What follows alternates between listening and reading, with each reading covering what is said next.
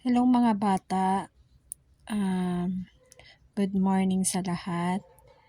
Dahil wala tayong pasok kaya si teacher magsisend na lang ng video ng discussion. So panoorin yung mabuti at intindihin mabuti yung ituturo ni teacher. Nakalagay dito, magic, zero at palit pwesto. Yung magic zero, tingnan nyo ha, 345 plus 0 equals 345. So, ibig sabihin, yung number, pag dinagdagan ng 0, ang sagot ay yung number pa din. 5,678 plus 0 equals, ang sagot ay yung number pa din. So, ibig sabihin, lahat ng number, maliit man yan o malaki, pwede siyang 1 plus 0, ang sagot ay 1 pa din. So, lahat ng number na dadagdagan ng 0, ang sagot ay yung number pa din. Okay? Naintindihan po ha? Yun po yung tinatawag na yun sa magic zero property. Mamaya di-discuss ko sa inyo ibig sabihin ng zero property.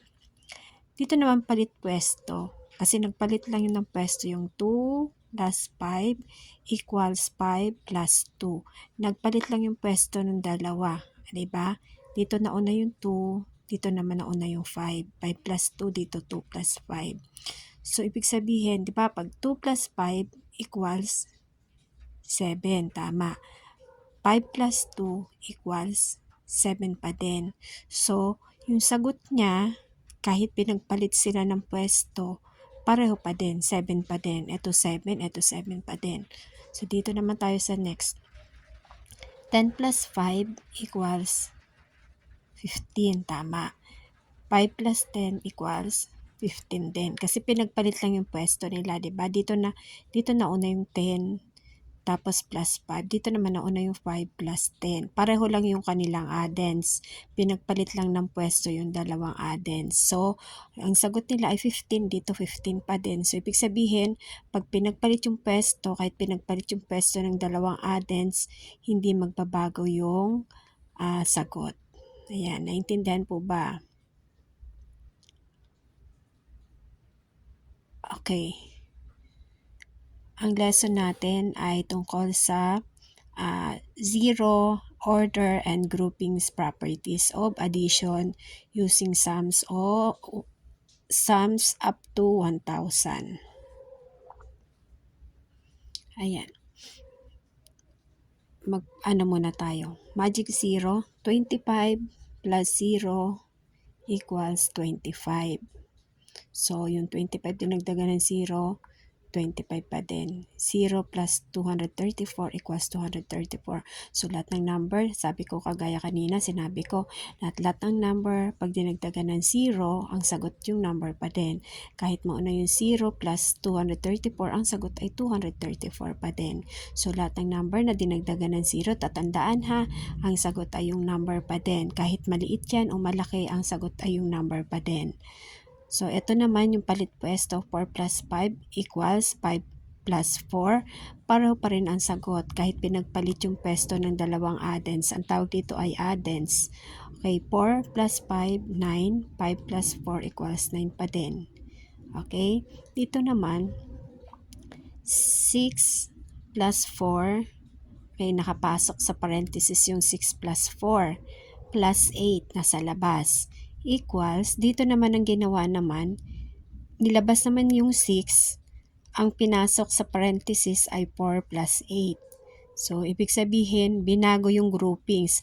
Sa una, itong dalawa ang nakapasok sa parenthesis, nakalabas yung 8. Dito naman, dito naman nakalabas yung 6. Nakapasok naman sa parenthesis yung 4 plus 8. Ito yung group, dito naman ito yung group. Pero pag pinag-plus mo sila, 6 plus 4, 10 plus 8, 18. Dito naman, 4 plus 8 equals 12, plus 6 equals 18. Kasi unang ipa-plus kung alin yung nandoon sa loob ng parenthesis. So, kahit ganito, kahit baguhin yung groupings, Ito binago din yung groupings, 'di ba magkaiba yung group nila pero ang sagot ay still the same, pareho pa rin yung sagot. Naintindihan po ba?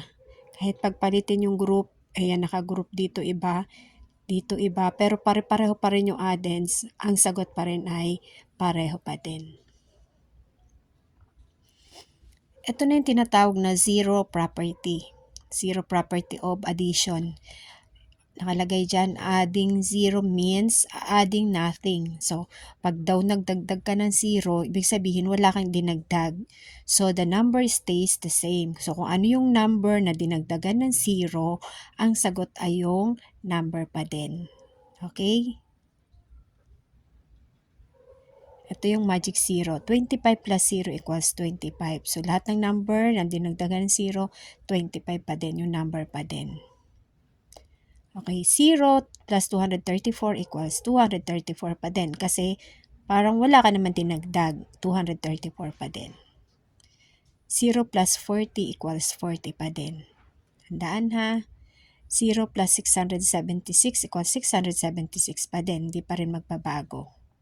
352 plus 0 equals 352 pa din.